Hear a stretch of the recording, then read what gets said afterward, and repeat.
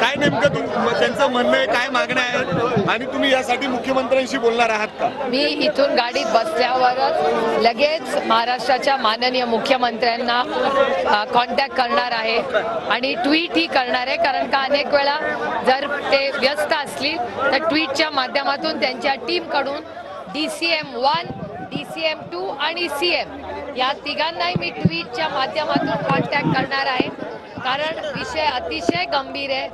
हजारो लाखो मुलांच्या मुलं मेरिटवर नोकरीला बसू पाहता आणि ही पारदर्शकपणे ही परीक्षा झाली पाहिजे. पेपर ओव्हरलॅप होता कामा नये. ही मुलं कष्ट करून परीक्षा देत आहेत आणि मुलं 10 वेळा पैसे भरणार नाहीत, एकदाच पैसे भरतील आणि त्या एकाच फॉर्म भरल्यानंतर प्रत्येक परीक्षेला या युवक आणि युवतीला समान संधी मिळाली पाहिजे. काही आयोगाची 3 वाजता बैठक आहे. फडणवीसांनी ट्विट असं केलंय की 3 वाजता आयोगाच्या बैठकीत योग्य निर्णय येईल. आयोगाला काय विनंती कराल? मी असं म्हणेन की कंबाईन ग्रुप B आणि C च्या 15,000 जागा याची जाहिरात आली पाहिजे.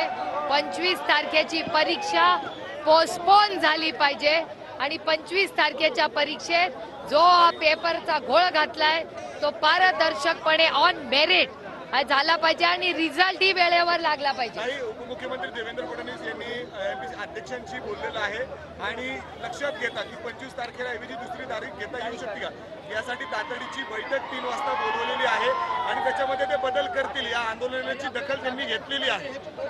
जागाही वाढून झाल्या पाहिजेत, पारदर्शकपणे ही परीक्षा झाली पाहिजे. प्रत्येक वेळी आंदोलन झाल्याशिवाय या सरकारमध्ये न्याय मिळत नाही. एकाल आपल्या लेकीवर बलात्कार झाला तेही या सरकारने आंदोलन करते आल्यावरच त्यांच्या लक्षात आलं. हे दुर्दैवी आहे की हे सरकार हे फक्त खुर्चीवर प्रेम करणारं सरकार आहे.